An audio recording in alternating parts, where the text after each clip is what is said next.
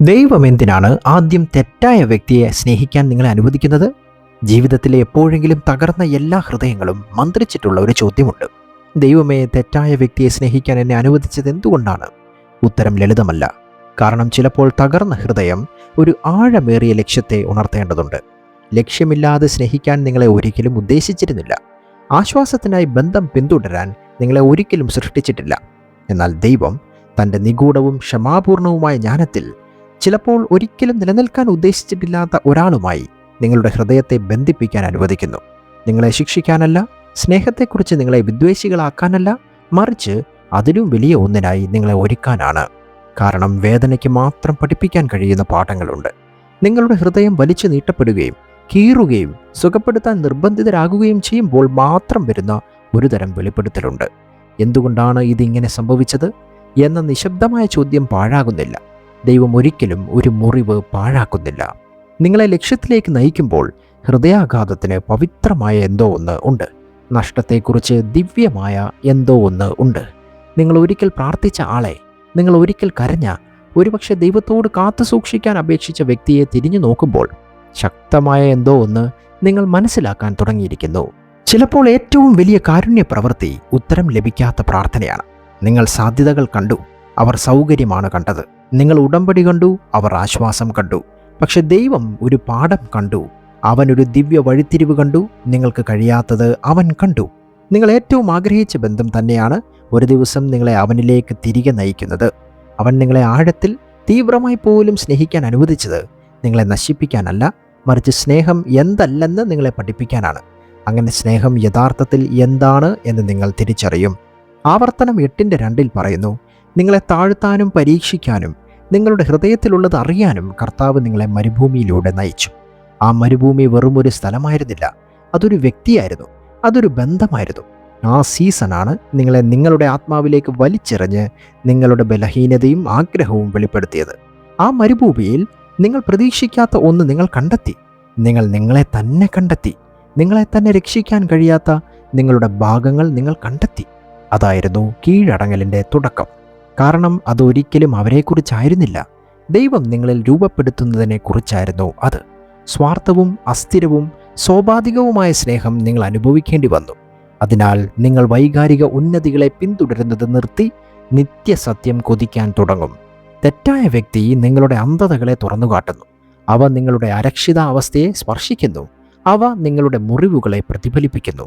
അവ നിങ്ങളുടെ മൂല്യത്തിലേക്കുള്ള ഒരു കണ്ണാടി അല്ല ഉയർത്തിപ്പിടിക്കുന്നത്, മറിച്ച് നിങ്ങളുടെ ബലഹീനതയിലേക്കാണ് ഉയർത്തിപ്പിടിക്കുന്നത്. അങ്ങനെ നിങ്ങൾക്ക് ഇപ്പോഴും സുഖപ്പെടുത്തേണ്ട കാര്യങ്ങൾ ഒടുവിൽ കാണുവാൻ കഴിയും. വാത്സല്യത്തിനായുള്ള നിരാശ സ്നേഹത്തെ അനുകരിക്കുമെന്ന് നിങ്ങൾ മനസ്സിലാക്കുന്നു. പക്ഷേ അത് സ്നേഹമല്ല, അത് ആശ്രയത്വമാണ്. ശത്രുവിനതറിയാം. നിങ്ങളുടെ ഏകാന്തതയെ എങ്ങനെ ഇരയായി ഉപയോഗിക്കണമെന്ന് അവനറിയാം. അതുകൊണ്ടാണ് ദൈവം യഥാർത്ഥ കാര്യം അയക്കുന്നതിന് മുമ്പ് അവൻ പലപ്പോഴും ഒരു ശ്രദ്ധ തിരിക്കുന്നത്. ഒരു വ്യാജബന്ധം തീവ്രമായി തോന്നാം, പക്ഷേ നിങ്ങളെ ഉത്കണ്ഠാകുലരാക്കുന്നു. അത് അടിയന്തിരമായി തോന്നുന്നു, പക്ഷേ സമാധാനമില്ല. അത് വിധി പോലെ തോന്നുന്നു, പക്ഷേ ആശയക്കുഴപ്പം സൃഷ്ടിക്കുന്നു. എന്നിട്ടും ദൈവം ഇപ്പോഴും അത് അനുവദിക്കുന്നു. നിങ്ങളെ വേദനിപ്പിക്കുന്നത് കാണാൻ അവൻ ആഗ്രഹിക്കുന്നത് കൊണ്ടല്ല, മറിച്ച് അവൻ നിങ്ങളെ ഉണർത്തുന്നത് കൊണ്ടാണ്. ഹൃദയവേദന പുണ്യഭൂമിയായി മാറുന്നു. കണ്ണുനീർ സാക്ഷ്യമായി മാറുന്നു. എല്ലാം നന്നായി അനുഭവപ്പെടുമെന്ന് റോമർ 8:28 വാഗ്ദാനം ചെയ്യുന്നില്ല, മറിച്ച് എല്ലാം നിങ്ങളുടെ നന്മയ്ക്കായി ഒരുമിച്ച് പ്രവർത്തിക്കും എന്നാണ്. തെറ്റായ വ്യക്തി നിങ്ങളുടെ മിഥ്യാധാരണകളെ ഇല്ലാതാക്കി. അവർ നിങ്ങളുടെ ഫാൻറ്റസി തകർത്തു. അവർ നിങ്ങളെ ചോദ്യങ്ങൾ കൊണ്ട് ഉപേക്ഷിച്ചു. പക്ഷേ ആ ചോദ്യങ്ങൾ നിങ്ങളെ ദൈവത്തിലേക്കാണ് നയിച്ചത്. നിങ്ങൾ നിലവിളിച്ചു, കർത്താവേ, അങ്ങനെയുള്ള ഒരാളെ സ്നേഹിക്കാൻ നിങ്ങൾ എന്നെ എന്തിനാണ് അനുവദിച്ചത്? സ്വർഗം വീണ്ടും മന്ത്രിച്ചു, കാരണം ഞാനില്ലാതെ നീ ആരാണെന്ന് നീ കാണണമെന്ന് ഞാൻ ആഗ്രഹിച്ചു. ദൈവത്തെ വിശ്വസിച്ചതിനേക്കാൾ കൂടുതൽ നീ അവരെയാണ് സ്നേഹിച്ചത്. നീ അവരെ നിന്റെ ഭാവി പ്രത്യാശ വൈകാരിക ജീവിത രേഖയാക്കി വെച്ചു. അവർ പോയപ്പോൾ ദൈവം തുടർന്നു. അതായിരുന്നു പാഠം. ഏറ്റവും പ്രിയപ്പെട്ട വ്യക്തി അകന്നു പോകുമ്പോൾ പോലും ദൈവം നിങ്ങളെ ഉപേക്ഷിക്കുന്നില്ല.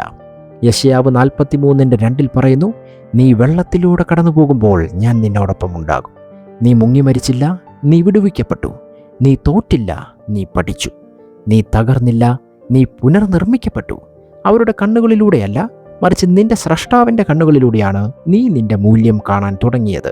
നിന്റെ ആത്മാവ് ഇനി ഒരിക്കലും അനുകരണത്തിന് വഴങ്ങാതിരിക്കാൻ ആദ്യം തെറ്റായ വ്യക്തിയെ സ്നേഹിക്കാൻ ദൈവം നിന്നെ അനുവദിച്ചു. കാരണം ദൈവം രൂപകൽപ്പന ചെയ്ത ദയയുള്ള യഥാർത്ഥ സ്നേഹം കെമിസ്ട്രിയിലോ സമയത്തിലോ പാഷനിലോ അല്ല നിർമ്മിച്ചിരിക്കുന്നത്. അത് സ്വഭാവം, ത്യാഗം, സത്യം എന്നിവയിൽ അധിഷ്ഠിതമാണ്. ഇത് 1 കൊരിന്ത്യർ 13 അധ്യായത്തിലെ സ്നേഹമാണ്. ക്ഷമ, ദയ, നിസ്വാർത്ഥത, എളിമ, ക്ഷമിക്കുന്ന സ്വഭാവം. നിങ്ങൾക്കത് വ്യാജമാക്കാൻ കഴിയില്ല. അധികകാലമല്ല. തെറ്റായ തരത്തിലുള്ള പ്രണയത്തിലൂടെ കടന്നു പോകുമ്പോൾ നിങ്ങൾ കൂടുതൽ ആഴത്തിലുള്ള ഒന്നിനായി ദാഹിക്കാൻ തുടങ്ങും. കുഴപ്പങ്ങൾക്ക് പകരം സമാധാനം ആഗ്രഹിക്കുന്നു. സമ്മർദ്ദത്തിന് പകരം പ്രാർത്ഥനയാണ് നിങ്ങൾ ആഗ്രഹിക്കുന്നത്. പ്രകടനത്തിന് പകരം പങ്കാളിത്തമാണ് നിങ്ങൾ ആഗ്രഹിക്കുന്നത്. ശരിയായ സ്നേഹം നിങ്ങളെ ആകർഷിക്കുക മാത്രമല്ല, അത് നിങ്ങളെ ഉറപ്പിക്കുകയും ചെയ്യുന്നു എന്ന് നിങ്ങൾ മനസ്സിലാക്കാൻ തുടങ്ങുന്നു. അത് നിങ്ങളെ ഉത്തേജിപ്പിക്കുക മാത്രമല്ല, നിങ്ങളെ അഭിവൃദ്ധിപ്പെടുത്തുകയും ചെയ്യുന്നു. അത് നിങ്ങളെ വേണ്ടപ്പെട്ടവനാക്കി മാറ്റുക മാത്രമല്ല ചെയ്യുന്നത്, അത് നിങ്ങളെ ലക്ഷ്യബോധത്തോടെ നടക്കാൻ സഹായിക്കുന്നു. അത്തരം സ്നേഹം എല്ലായ്പ്പോഴും ദൈവത്തിൽ നിന്നാണ് ആരംഭിക്കുന്നത്. കാരണം നിങ്ങളുടെ ഹൃദയം തകർന്നതിന് ശേഷം ദൈവം പലപ്പോഴും ഏറ്റവും യഥാർത്ഥനാകുന്നു. വിശ്വാസത്തിൻ്റെ വിരോധാഭാസം അതാണ്. അവൻ നിങ്ങളുടെ ഹൃദയം തകർക്കാൻ അനുവദിച്ചു. അങ്ങനെ അവന് അതിൽ പൂർണ്ണമായും പ്രവേശിക്കാൻ കഴിയും. ബന്ധം വിഗ്രഹമാക്കുന്നത് നിർത്താനും ഉടമ്പടിക്കായി കുതിക്കാനും അവൻ നിങ്ങളുടെ നിരാശ അനുവദിച്ചു. അപ്പോൾ നിങ്ങൾ അവർ എന്നെ സ്നേഹിക്കുന്നുണ്ടോ എന്ന് ചോദിക്കുന്നത് നിർത്തി അവർ ദൈവത്തെ സ്നേഹിക്കുന്നുണ്ടോ എന്ന് ചോദിക്കാൻ തുടങ്ങും. കാരണം ദൈവത്തെ അറിയാത്ത ഒരാൾക്ക് നിങ്ങളുടെ ആത്മാവ് സ്നേഹിക്കേണ്ട രീതിയിൽ നിങ്ങളെ സ്നേഹിക്കാൻ കഴിയില്ല എന്ന് ഇപ്പോൾ നിങ്ങൾ മനസ്സിലാക്കുന്നു. 2 കൊരിന്ത്യർ 6:14 നമുക്ക് മുന്നറിയിപ്പ് നൽകുന്നു. നിങ്ങൾ അസമമായി കൂട്ടിയിണക്കപ്പെടരുത്.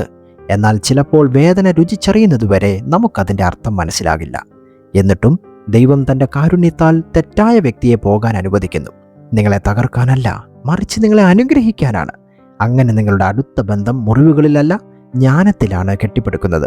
അങ്ങനെ നിങ്ങൾ വിശപ്പുള്ളവരല്ല, സൗഖ്യമുള്ളവരായ സ്നേഹത്തിലേക്ക് പ്രവേശിക്കും. കാരണം വിശക്കുന്ന ഹൃദയം സ്ഥിരതാമസമാക്കുന്നു, പക്ഷേ സൗഖ്യം പ്രാപിച്ച ഹൃദയം വ്യക്തമായി കാണുന്നു. നിങ്ങൾ തെറ്റായ വ്യക്തിയെ സ്നേഹിച്ചു, പക്ഷേ ആ സ്നേഹം പാഴായില്ല. നൽകാനുള്ള നിങ്ങളുടെ കഴിവ് അത് വെളിപ്പെടുത്തി. ആഴത്തിനായുള്ള നിങ്ങളുടെ വിശപ്പ് അത് കാണിച്ചു.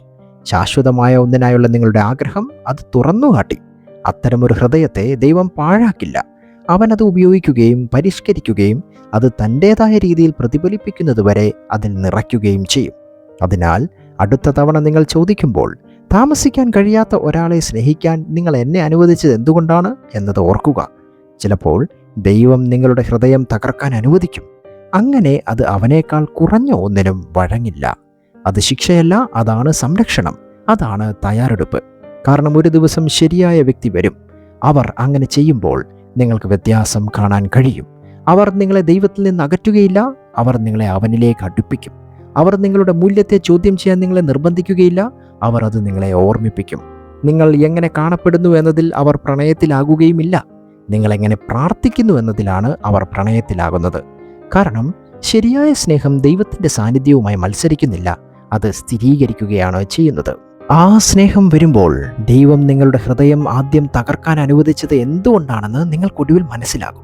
അവൻ നിങ്ങളെ നശിപ്പിക്കാൻ ശ്രമിച്ചില്ല. സ്വന്തം സ്നേഹത്തെ പ്രതിഫലിപ്പിക്കുന്ന ഒരു സ്നേഹത്തിനായി അവൻ നിങ്ങളെ ഒരുക്കാൻ ശ്രമിക്കുകയായിരുന്നു. അതുകൊണ്ട് ഹൃദയവേദനയെ ശപിക്കരുത്, പാഠത്തെ പുച്ഛിക്കരുത്. കാരണം ഒരു ദിവസം നിങ്ങൾ തിരിഞ്ഞു നോക്കുമ്പോൾ അത് നിരസിക്കലല്ലെന്ന് നിങ്ങൾ മനസ്സിലാക്കും. അത് വഴിതിരിച്ചുവിടലായിരുന്നു. അത് നഷ്ടമായിരുന്നില്ല, വേഷം മാറിയ സ്നേഹമായിരുന്നു. അത് അവസാനമായിരുന്നില്ല, അത് പൂർണ്ണമാകുന്നതിൻ്റെ തുടക്കമായിരുന്നു. ദൈവം തെറ്റായ വ്യക്തിയെ ആദ്യം സ്നേഹിക്കാൻ നിങ്ങളെ അനുവദിച്ചത് എന്തുകൊണ്ടാണെന്ന് അപ്പോഴാണെന്ന് നിങ്ങൾ ഒടുവിൽ മനസ്സിലാക്കുക. ഈ സന്ദേശം നിങ്ങളോട് സംസാരിച്ചുവെങ്കിൽ ഒരു നിമിഷം ശ്വസിക്കുകയും ദൈവത്തിന് നന്ദി പറയുകയും ചെയ്യുക. അവൻ നൽകിയതിന് മാത്രമല്ല, അവൻ എടുത്തതിനും. കാരണം ചിലപ്പോൾ അവൻ്റെ ഇല്ല എന്നത് നിങ്ങളുടെ രോഗശാന്തിയുടെ തുടക്കമാണ്. തെറ്റായ വ്യക്തി നിങ്ങളുടെ കഥ നശിപ്പിച്ചില്ല, അവർ അത് വഴിതിരിച്ചുവിട്ടു. ഓരോ കണ്ണുനീരും, ഓരോ പ്രാർത്ഥനയും, ഉത്തരം ലഭിക്കാത്ത ഓരോ നിമിഷവും നിങ്ങളെ ഒരിക്കലും വിട്ടുപോകാത്തവനിലേക്ക് തിരികെ നയിച്ചുകൊണ്ടിരിക്കുകയാണ്. അതിനാൽ നിങ്ങൾ സുഖപ്പെടുത്തുമ്പോൾ അടുത്ത അധ്യായം തിരക്ക് കൂട്ടരുത്. ദൈവം അത് എഴുതട്ടെ. നിങ്ങളുടെ തിടുക്കത്തിലല്ല, കൈകൾ കൊണ്ട് അവൻ നിങ്ങളുടെ ഹൃദയം പുനർനിർമ്മിക്കട്ടെ. കാരണം അവൻ്റെ സമയം വരുമ്പോൾ അത് അർത്ഥവത്താകും. ഓരോ ഹൃദയവേദനയും, ഓരോ പാഠവും, ഓരോ കാലതാമസവും, ആ സ്നേഹം ഒടുവിൽ വരുമ്പോൾ നിങ്ങളത് തിരിച്ചറിയും. അത് പൂർണ്ണതയുള്ളതായി തോന്നുന്നത് കൊണ്ടല്ല, മറിച്ച് അത് സമാധാനം വഹിക്കുന്നത് കൊണ്ടാണ്. ഇത് നിങ്ങളുടെ ഹൃദയത്തെ സ്പർശിച്ചെങ്കിൽ ഇപ്പോഴും സുഖം പ്രാപിച്ചുകൊണ്ടിരിക്കുന്ന ഒരാളുമായി ഈ വീഡിയോ നിങ്ങൾ ഷെയർ ചെയ്യുമല്ലോ. ഓർക്കുക, ദൈവത്തിൻ്റെ സംരക്ഷണം പലപ്പോഴും ഒരു അനുഗ്രഹമായി തോന്നുന്നതിന് മുമ്പ് ഒരു ഹൃദയവേദനയായി കാണപ്പെടുന്നു.